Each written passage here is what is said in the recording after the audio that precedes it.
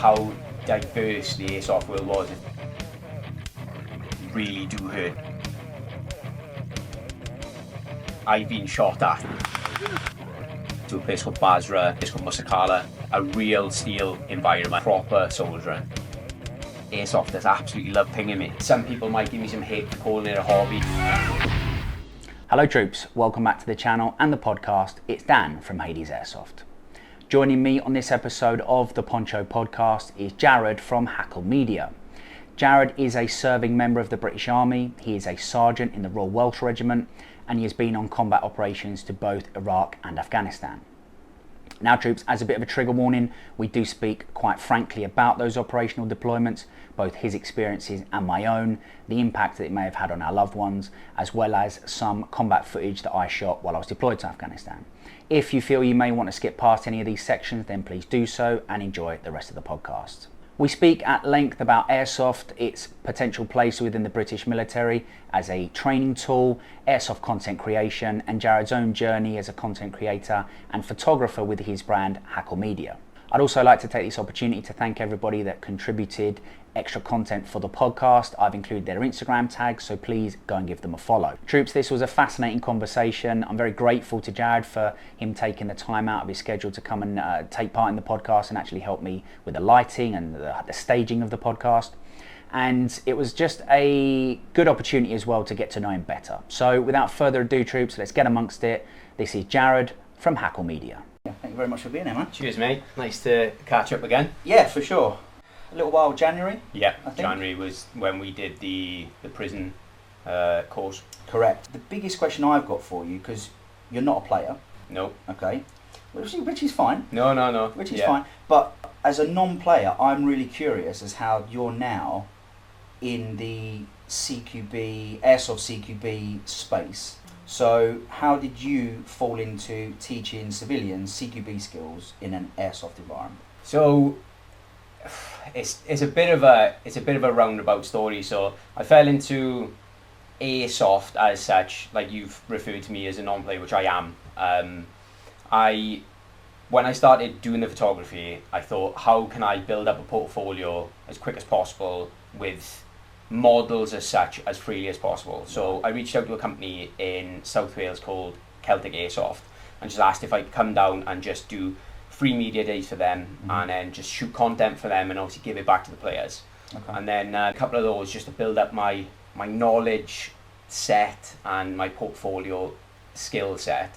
And then I was looking around the Instagram world and who were kind of the Airsoft people that were doing things. Yeah. So JBG kind of like stood out to me, so I messaged them and just general chat really, like did they know any sites in South Wales or in the south west that I could kind of go to just to shoot content. They then invited me to one of their courses in Melksham. I went, really difficult photography day to be honest with the lighting. Okay. But just absolutely loved how diverse the Airsoft world was, if I'm honest, where people who have never played before can just turn up on a rental day, or you've got people who are ploughing thousands of pounds into it. So it kind of caters for every sort of niche, which I thought was really, really interesting. So that's kind of how I fell into it. Some people might give me some hate for calling it a hobby. Like the photography was a hobby at the start for me. Do you mean it was a passion? And I think you kind of invest as much into a hobby as you kind of want to, which I think with Airsoft, like, is so readily available in now South Wales and through England and Scotland, Ireland and wherever, where people can just turn up on a day for like 20 quid, I think the cheapest rentals are that I've seen, and like can just play, do you know what I mean, and have fun. And how does Airsoft content and Airsoft instructing, is it something that's happening fairly often, or is it just once in a blue moon? Is it something you want to do more of? Obviously I've got a day job, which is the military, so that first and foremost is what pays my mortgage, pays my bills. So that dictates how freely I am with the content and the instruction. Being posted at South Wales at the moment has kind of freed me up to do a little bit more content and instruction than potentially if I was back at a working unit. But we'll find out when I go back to a working unit in October. But but like, I think what I try to do is, because I absolutely love just being out with the camera and doing whatever I'm doing with the camera, I try to free up any bit of time that I can just to go out and shoot, whether it's difficult, and a lot of photographers do what I do to different standards. Like, we'll all say the same, it's difficult to get models, and we've discussed this before. We have indeed, where like I've kind of fallen now into doing more flat lay stuff, which I don't need models, I just need kit and equipment. Just you, yourself, your kit, and like products. And when the company send me products, it's easy for me to spend an afternoon knocking out with a light setup, something on the floor, and I'm just shooting content. So at the moment, I'm just doing as much as I can, and then if Airsoft companies who are running courses hit me up, then I go and instruct. I've got a kind of idea of how I see Airsoft being a part of military, or we'll stick with the infantry. So we're both infanteers, we'll stick with that because it's obviously the bread and butter of soldiering, isn't it? A unit, any just sort of regular infantry battalion, if they had a platoon's worth of SA-TA3 Airsoft replicas, how do you see that factoring into like day-to-day training? Blank ammunition costs money. Like booking areas cost money. Like just every aspect of being a platoon sergeant, running a battle exercise, taking my platoon out on a back area, it's just a lot of administration. So I think if I had a platoon's worth of Airsoft weapons, depending on distance and ranges, I could fire those weapon systems accurately. Like 100% I see it being utilised in a CQB environment, so a close quarter combat environment, just because of the ranges that you're fighting at. So the power of the Airsoft rifle, you'll still hit targets accurately at those distances, where if you were in a real steel environment, like you're still fighting at those ranges, where if I was to go into like a FIWAF, so fighting in woods and forests and stuff, it'd have to depend on the ranges. But I think in a CQB world, 100%, like get those weapon systems, because it's two-way range. I mean, I get it's plastic, but I've been shot at. Like being a cameraman, for some reason, Airsofters absolutely love pinging me. So I know it does hurt, and if you're getting hit, then you're less likely to just stand in a doorway and fire the weapon system. You know, training has got to be realistic, because we've both done it for real, which we'll get onto in a bit. Training's got to be realistic to prepare those young men and women to do that for real. It sounds a little bit medieval, but I do think that little pain response is going to make these young soldiers think when it is a real two-way range, and it's going to hurt a hell of a lot more. Because we've got simunition.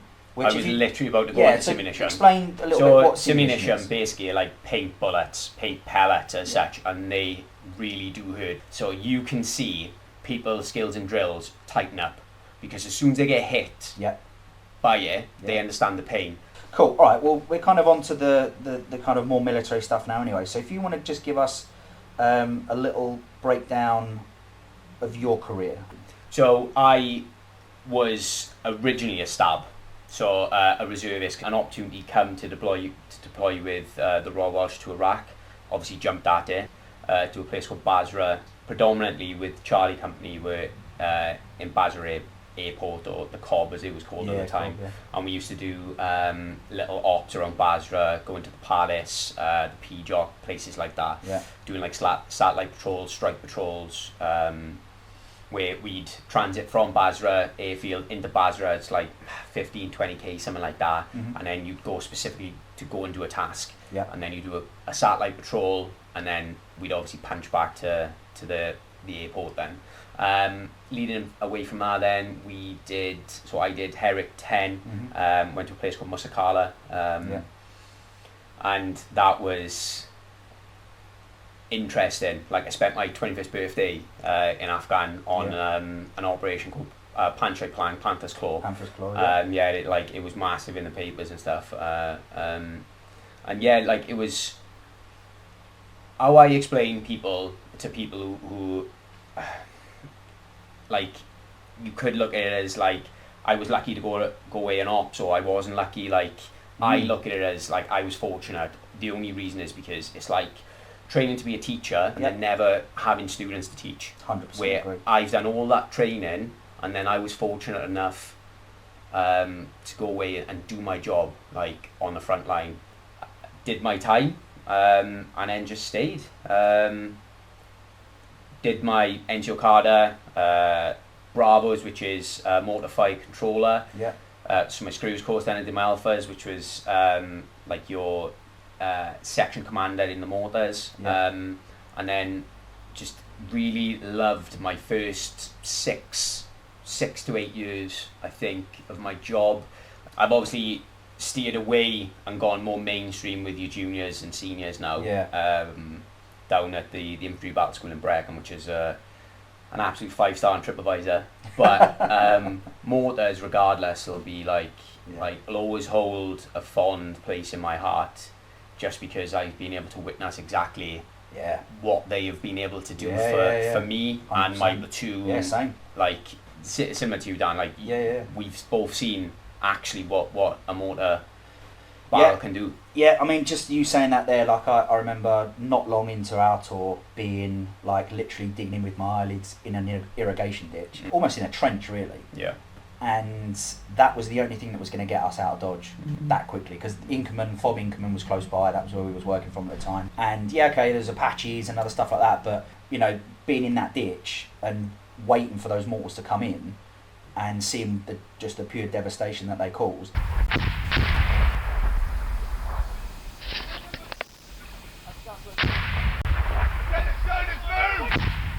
Telic 10 was 2007. Yep. So when I was an absolute baby. When our company deployed, or when we were getting ready to deploy, I'd say I'd hazard a guess, but there must have been at least half that company, maybe a little bit less, that were Telic 10 veterans. Yeah. And I can even remember like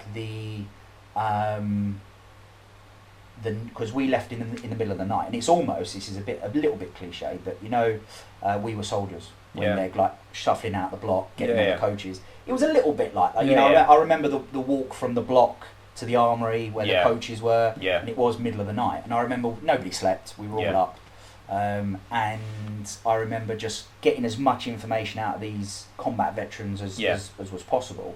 You know, stories about the Palace, about the Cobb, and all that sort of stuff. And I remember like in the block literally sitting on the stairs, and there was a couple of them sat higher up on the stairs, and we were literally just like trying to get as much out of them before we stepped off. Yeah. And I actually think like my A Company 4 Rifles was a very, very, very fine-tuned fighting organisation, and we did a very good job out there, and I stand by that 100% all day long. And I think a large part of it was the combat experience that the Telic 10 veterans had, that could just, you know, it might have just been like a little, hey look, you don't want to expose yourself like that, or hey look, why don't you try this differently? Some other little bit more robust, you know, sort of pointers. But because the interesting thing with Telic Iraq is that obviously for Afghan we had people like Ross Kemp doing documentaries. There's very little out there on Telic. So I think the difference between, so my views on Telic 10 to Herrick 10 were, Herrick 10 to me was like proper soldiering, like in a shell scrape, stuff you see on like Ross Kemp in the films and all that sort of stuff. Like obviously they glamorise war, which like people have different views and stuff like that, but like I lived in like a little mud compound for 6 months, do you know what I mean? And then transiting from Minden, which was like our company location, to Ubraj, which was platoon house.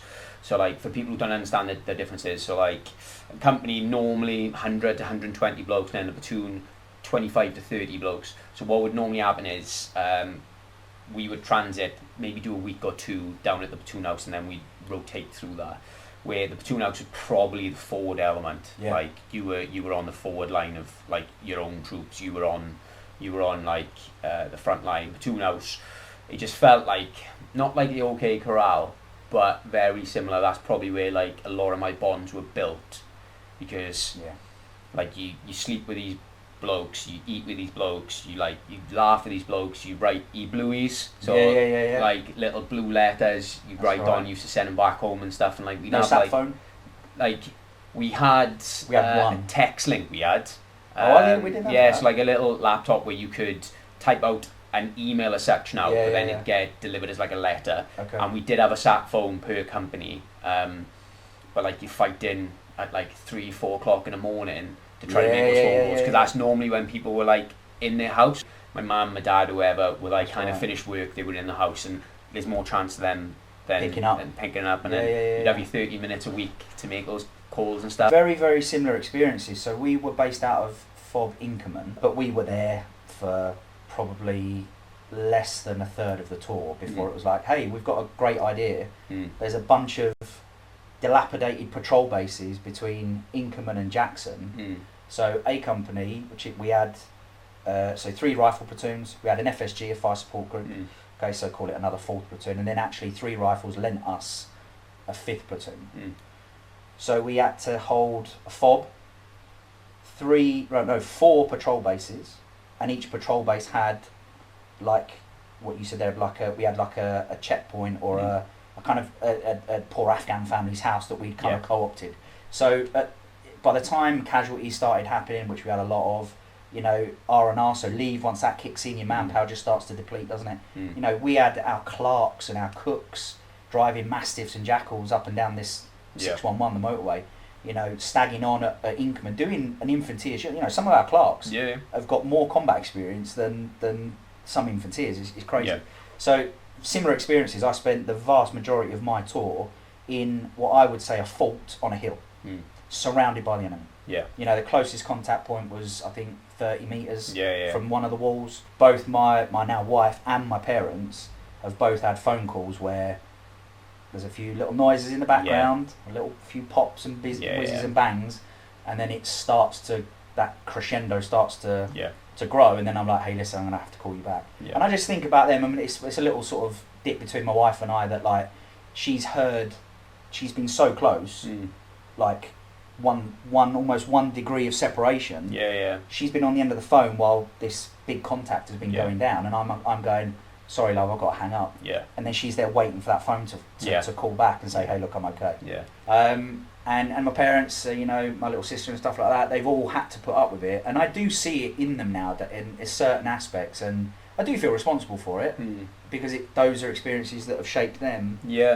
As in a similar to way as it shaped me, and as it shaped you, and they had absolutely no choice. Like, it must have been like a horrible experience for like your loved ones. Like, I get it's crap for us, do you know what I mean? But end of the day, like, we're in it, do you know what I mean? So like, we're there because we want to be there. And they've got no choice. And like you've got to kind of just wait. CQB now, for obviously kind of touching back on the airsoft side of life, but also that I know CQB, so Close Quarter Battle Instructor. Very, very few people in the army have got that qualification right now. So it's a new. So basically, what happened was there was urban ops instructors, all arms. So like any branch of the army can basically go to the infantry battle school and learn to be an urban ops instructor. So then they could go back to their own units and disperse that incredible knowledge. Where the 2IC at senior div, it was kind of his baby, where he's come up with a pilot CQB course. So I was fortunate to be on the 3rd rotation of that, where the first one, obviously there was massive mutations from the first one to the 3rd one, and now it's getting rolled out to obviously the infantry specific people. Absolute mega course. It's a difficult one to pass as well, isn't it? It's a very, like, you have to understand safety, like, because like the ranges that we were doing were, some of them were like, we were kind of pushing the envelope of the ranges, because some of them had never been potentially done in that way before. Like, I was very fortunate that I went on the 2nd rotation and took media, so I've got quite close ties with the infantry battle school, where I'll go up on their courses, their main battle courses, and I'll capture content for them, and then that gets disseminated through like the army and stuff for their own content. And then while I was there, I was cheeky and said, is there any danger I can jump on a third rotation? And like, no problem. So I went down, 4-week course. So the first, so week 1 and 3 you're basically a student, so you're learning how to fight in a close quarter combat environment. And everybody always thinks about urban. It's not just urban. No, it's no, anywhere no. that you are close. Like Yeah. you could be fighting 20 meters in a woodblock, because some of the Eastern European woodblocks are that thick that you could come around the corner or break yourself through a little bit of brush, and you could face yourself with the enemy. People kind of just think about crossing thresholds and Yeah. button hooking and all that good Yeah, stuff. they always think that you're in a building. Yeah, And, exactly. But no, it is close quarters, and indeed with the infantry and the sword Yeah. being actually a fundamental part of. Yeah. Yeah. So some of the ranges we actually did, up on the Brecon training area were bayonet lanes, like bayonet ranges where you'd have your number 1 and your number 2. Yeah. Bayonet be fitted, and you're going through woodblocks, clearing woodblocks. And people kind of think about that weapon system being when you run out of ammo. Yeah. And it's very far from that. It's clearing that bunker, that Yeah. trench, Yeah. that building. The mindset of it now is it's an extension of the weapon system. So it is a part of the weapon system in that 100%. close quarter environment. So, photography, Jared. So obviously we talked a little bit about it. You're doing it within that army kind of space, that Yeah. military space. But how did you get into photography as a hobby or as a passion? How did you fall into that? So I fell into photography. I kind of took over the regimental social media and was finding it really difficult to get content. So I just thought, why don't I just learn how to take content? So then went and bought a Canon M50 and just tried to learn how to become a photographer, because I was struggling trying to rely on people to send me pictures or videos Yeah. or whatever, or a narrative of what they were doing. I thought, you know what, I'll take myself to the water and I'll drink the water. So I did. I learned, or I tried to learn, and then it's led me to where I am now, really. Hackle Media then. So, if you're doing regimental social media, you're going out and capturing the content, Yep. taking the step and starting Hackle Media, Yeah. what kind of prompted you to do that? Why did you kind of want to make your own brand? To be honest with you, I never set out to be something. Like, I just wanted to. I'd always had like an interest in like photos, and like you'd see like military photos, and I'm like, that's a clean picture, that's a banger, or whatever people talk about them.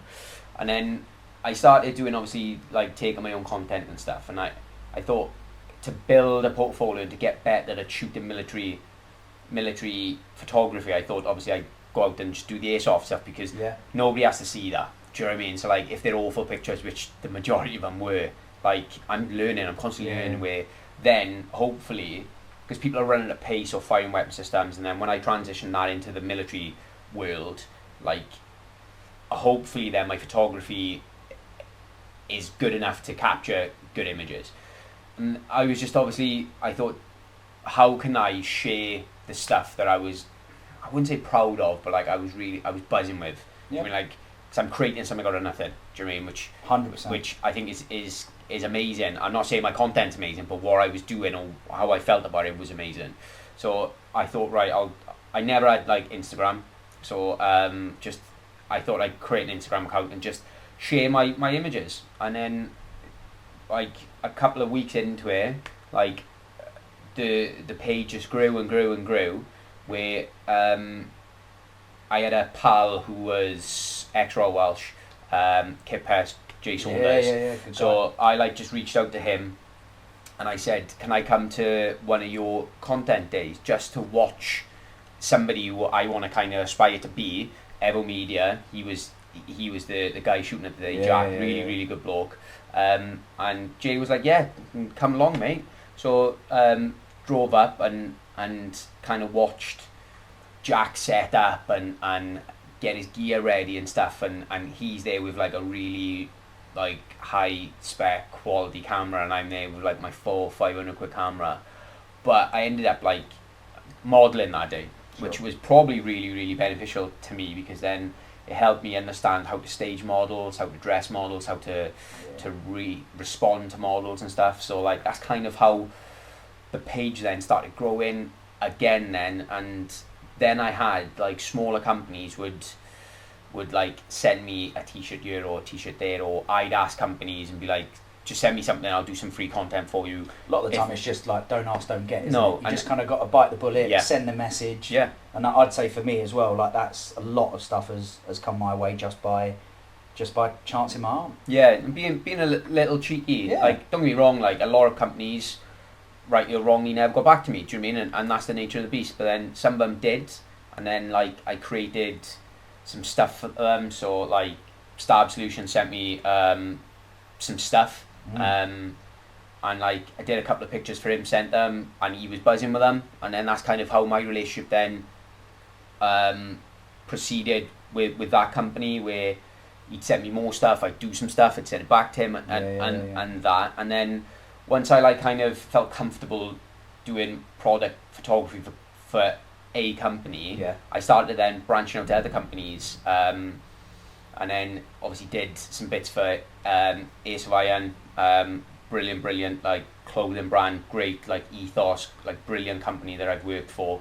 Done some bits for Gibraltar Trading Company, another like brilliant company for, where that's kind of then grown the brand as such, where when I go places and stuff, and people then go, oh, well, you're Hackle Media, you mate. Like it's kind of like nice that people then see my content, and then they can see that there's a person behind the content. Some days, for example, like this week, I've done multiple shoots because I know that that's the only time I've got. So like I did, funny enough, being infantry, Hellfire Apparel, they've brought out like an infantry collaboration range, Yeah, I've seen literally that. this week, 6 t-shirts and some really good stuff.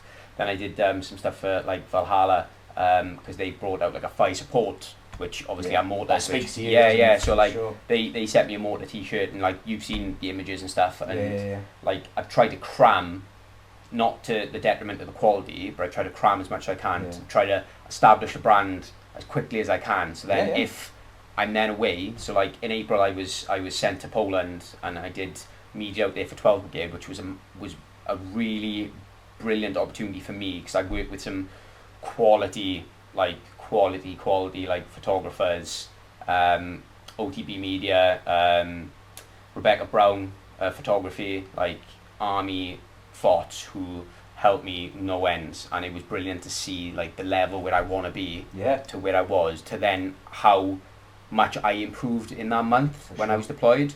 And then obviously went on the CQB I course, so that's like 2 months where I'm potentially not doing directed Hackle Media production for companies, but I'm still doing like good quality like Yeah. military photography. A lot of the people who you ask for help, they were where you was. 100%. Do you know what I mean? Like, so a lot of them understand it. Yeah, And, like, yeah. especially the people that have helped me through like my short like photography career, like they all were where I was. Do you know what I mean? And they've been like absolute genuine people, to like haven't taken like the piss or nothing. They've invested time and effort into me. Yeah, Do you know what I yeah. mean? It's really helped me.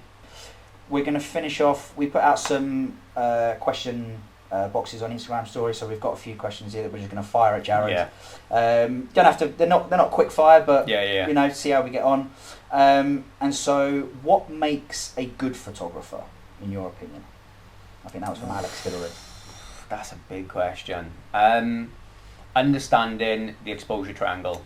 I don't know what that means. Is massive. So like understanding your ISO, your shutter speed, and your aperture, like that is basically the foundation of being a photographer, or Right. being able to take a good photo. Okay. So if you do want to become a good photographer, you want to get into it, just YouTube the exposure triangle, and there are people who are vastly more knowledgeable than me on the exposure triangle who can break it down for you. Best camera for beginners. So I bought a Canon M50, and I'm not saying run out and buy one of those. The reason I bought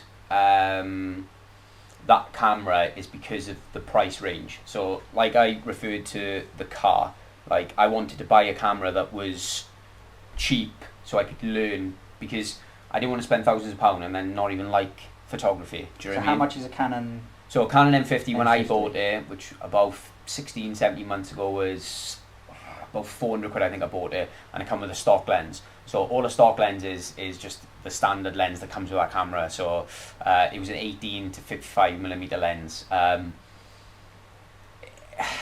It's just a basic lens. Do you know what I mean? The company sends with the camera. Right, the platoon want to know Yeah. when you're going to go down and shoot with them. Now, I don't know if they mean shoot rifles or cameras. So they are a sniper platoon Okay. that I've had like chats with over Instagram and stuff like, and they're like top blokes, to be honest with you. So whenever you are running a sniper carder or doing some good high quality shooting, which I know you lot do, just send me a message and I'll come down. There you go. You heard it here first. Right, so a little airsoft question. If you were to play, Yeah. what would be, it's kind of a two for one, what would be like your loadout? So that's like riff, so Yeah. the weapon and the kit you'd be rocking. What Yeah. would you go with? So I probably wouldn't wear a plate carrier or a helmet. I'd probably just have some sort of little bucksy chest rig and a cap. And the weapon system I'd probably use is maybe an old school M4 carbine. Like, I don't need to have like these alley weapon systems, because I think it's more the shooter than the 100%. weapon system. And what's your favourite camo? If you had to pick, just visually, what's your favourite camo scheme? So when I've gone to like the Baltic states or the Scandi states, like a lot of their camo is just insane. Like, we've talked about like the Swedish camouflage, the Norwegian like camouflage is really good, but probably like something woodland, like M81, like woodland stuff. I'm not a fan. No? And that's heresy. People, Yeah. I don't get it. Yeah, I think it's because I love DPM, like absolutely love it, and you know my thoughts on mixed dress and stuff. Where He's a fan of mixed dress. I hate it, but I've always loved like DPM. I don't know why. Just so maybe that's yeah. a little bit of an earlier spin on DPM. Maybe mixed dress now hasn't got a place in my heart. I think I can convert you, but we'll see. Right, from Big Dog, Yeah. full-time Big Dog, he wants to know what's more dangerous, a casual kickabout or door kicking? Well, I have injured myself more for a casual kickabout than door actual kicking. door kicking. Yeah. It depends. Like, I've seen him kick a door, but it was already off his hinges. So, but I'd probably say a casual kickabout. Casual kickabout? Yeah.